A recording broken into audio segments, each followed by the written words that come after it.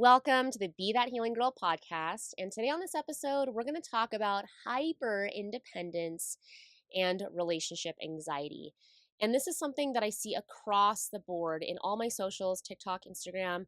I especially see this with girlies that are in my membership, the Healing Girl Gang, that are in my programs, the Confidence Code, in my one-on-ones. And this is like across the board where they are, and if you are identifying as somebody who can get it done, you are the one in the friend group, the work, the family to be trusted to execute, to be the one that can just handle it, right? You've been told you can handle it, you can handle it, and you are able to do it really, really well in your external life, in your career, in your friend groups and family, but somehow it's really just not working, or something is kind of out of place or disconnected in your relationships. And I just want you to know that this is like really normal for things. You can be so good at it because this is like what I would call a super strength, but also your Achilles heel,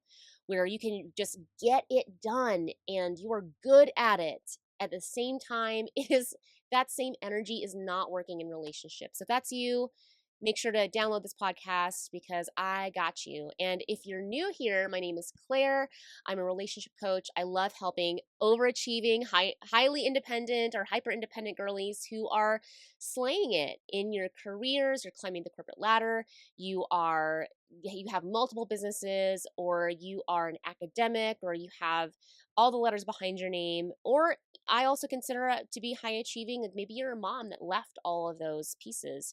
I believe momming is the hardest job in the world. So all of those can be true. And at the same time, if you are struggling in your romantic relationship, you guys are having the same fight again and again. You could set your fights to clockwork, like 2 weeks, 1 week, Monday. Oh, it's Monday, we're fighting. Then you're in the right place. And if you're enjoying this podcast or any of the other episodes, then hitting the 5-star review, thank you so much for doing that. It is like a high five, seriously. I love making the podcast. Part of why I love it is because I get these reviews. Thank you so much for doing it. It takes 2 seconds. Okay, let's dive in because I definitely want to talk about what the heck is going on with, being able to be so good. And you have got this. You are an independent woman. You make your own money. You are doing it. Maybe you're a mom and you're just doing it. And at the same time, you are just meeting men that are people, doesn't have to be men. Also, I am in a cis relationship, but I try my best to use all inclusive language. I'm also like, I'm human and doing the best I can. So, uh, what I recognize around hyper independence and when it comes to being in these relationships, I just want to get really clear when I say hyper independent because I really believe everybody should have a sense of independence, right? And also, I will just call myself out straight up. I have some definite codependent tendencies, and I am not a codependence expert, but what I do know is that there is a high likelihood. I've seen this across the board when you are anxiously attached, that there's a high likelihood that you delve into codependency. And the simple way that I've understood codependency is that if you are unhappy, then my happiness is dependent on your happiness or unhappiness. So there's a lot of this integration when there needs to be healthy separation in you get to have your feelings and I get to have my feelings. And you can kind of see as I'm even saying that there's some crossover there with anxious attachment where you may be needing them to make you feel better or you want them to make you feel better, and there's just like this real disconnect when it comes to feeling that your feelings and their feelings are separate things. So I just want to like lay the ground from what I mean around hyper independence. So it's this desire or this reaction or it's this way of thinking, feeling or acting that you've got this. Like, and I've seen this with clients, I've seen this in myself. And there was this definite time where I felt, I don't need no stinking men.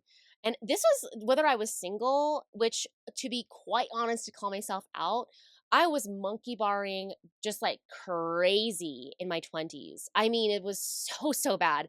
And in fact, one of my followers introduced me to the term monkey barring. I didn't even know what that was, but I was going basically from a relationship to relationship, just like boop, boop, boop. And I had no breaks. And if I even had technical breaks, they were not breaks. I just was like jumping from one relationship to the next. And even in my relationships in my 20s, I had this vibe of I don't need you. And at the same time, I do need you, and I do want to be in a relationship, but I don't need you. I got my own thing over here.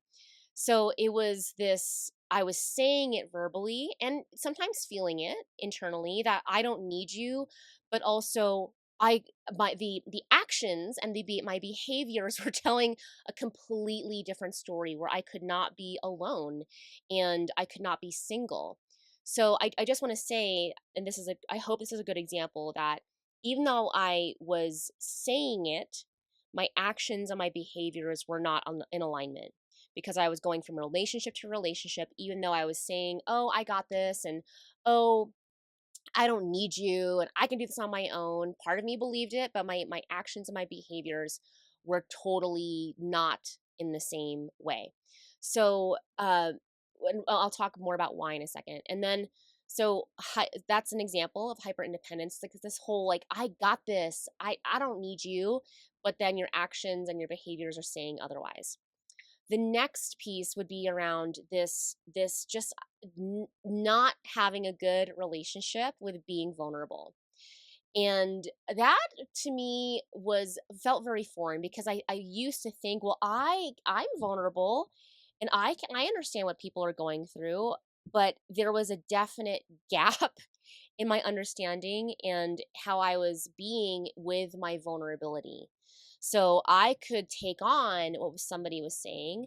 So in the past, like I could be a real good receiver of somebody's feelings. In fact, I was really good and still am good at getting people to open, and at the same time I would not share what I was truly thinking or feeling, and I didn't want to share anything that could have made me look bad or feel like somebody else was better than me or that they had an upper hand. All of that is just examples of struggling with vulnerability.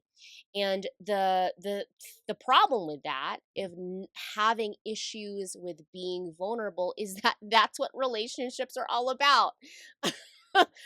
And I just want you to ask yourself this: have you ever said, I want to be with somebody who is available and I'm attracting all these emotionally unavailable people? I say this with so much love, okay? But be real. What is your relationship with being vulnerable?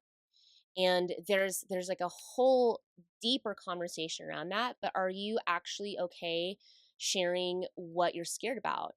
Are you actually okay sharing what you really feel? Do you allow yourself to feel those feelings? Because I will tell you, I did not have the vulnerability that I have today of being able to cry. In fact, I remember being with my best friend in college and just saying to her straight up, I don't cry.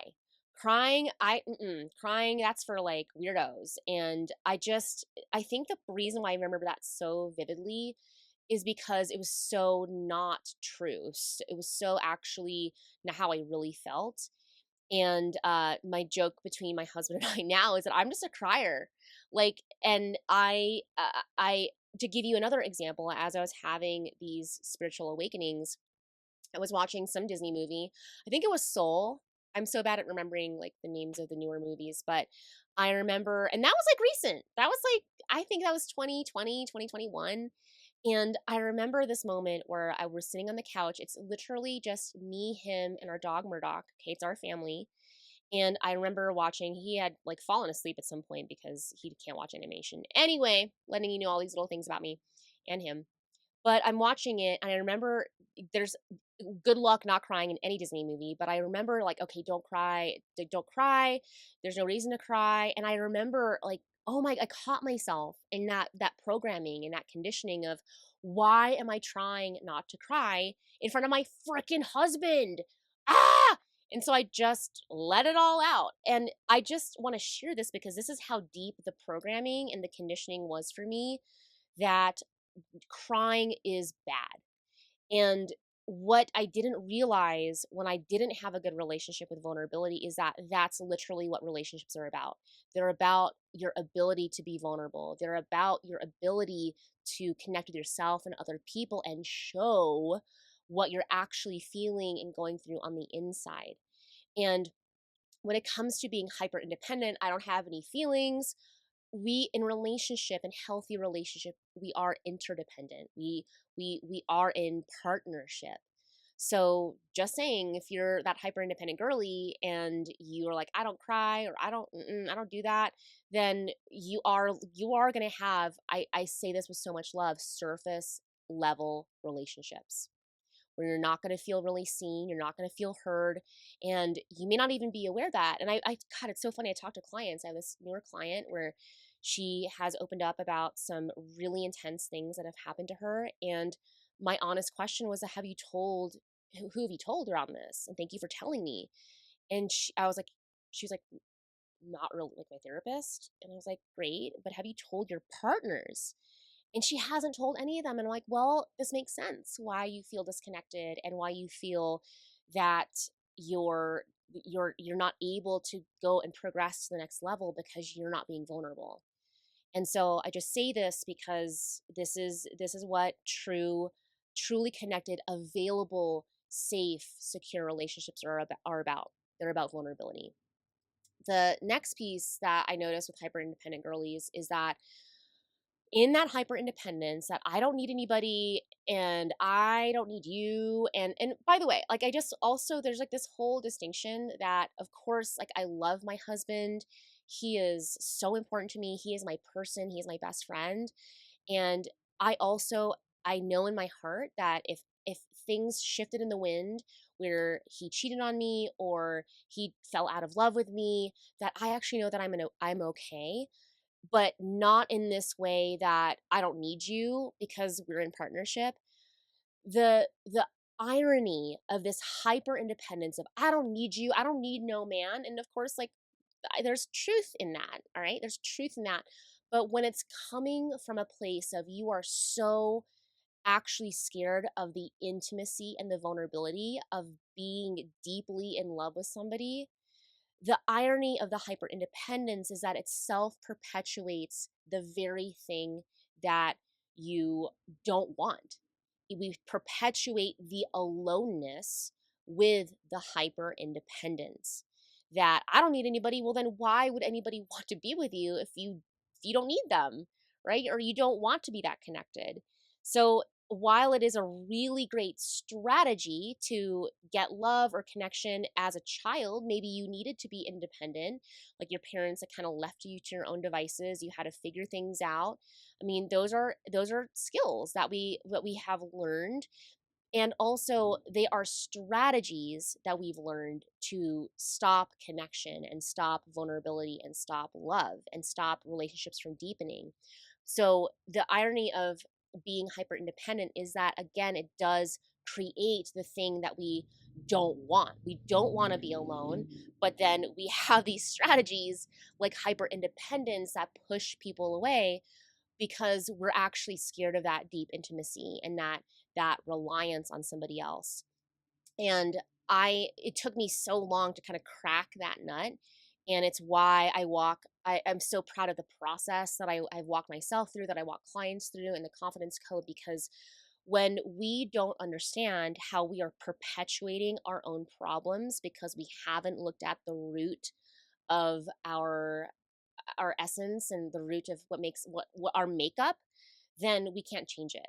And we just keep perpetuating the thing, even though logically we don't want to be alone. Logically, we want to be in a partnership. Logically, we know that, okay, I should share my feelings, but there's this whole deeper thing that holds us back, our subconscious, this patterning, the root that we haven't actually addressed. So hyper independence, I mean, and by the way, it's a skill set, it's a strategy to be able to get stuff done. And this is like the irony about when I see with my clients is that you're really good at doing those things. You're good at achieving and getting to the next level and up leveling. And at that same skill is the Achilles heel in relationship, because true relationships that are healthy, that last, are about deep vulnerability. They're about intimacy. They're about closeness. And that all starts with your ability to be open to that and to be receptive and to allow to yourself to be seen, allow yourself to yeah, be vulnerable and tender with somebody. Because if we're not, then we're just trying to kiss people with a helmet on. Pick a helmet, any helmet. That's like just not fun. If we're shielded and we're not really letting somebody in, then it's like trying to kiss somebody with a face mask on. So that's my little spiel and around hyper independence. And again, just to be super clear, we want to be independent. We want to have autonomy. We want to have choice. Those are all powerful skills. But when it's from a place of hyper independence, where it's just like this reaction, it's this push, it's this resistance, then we want to look deeper, because otherwise we're just perpetuating the thing that we don't want. All right. I believe in you, angels. I love you so, so much. And I believe in you. Mwah.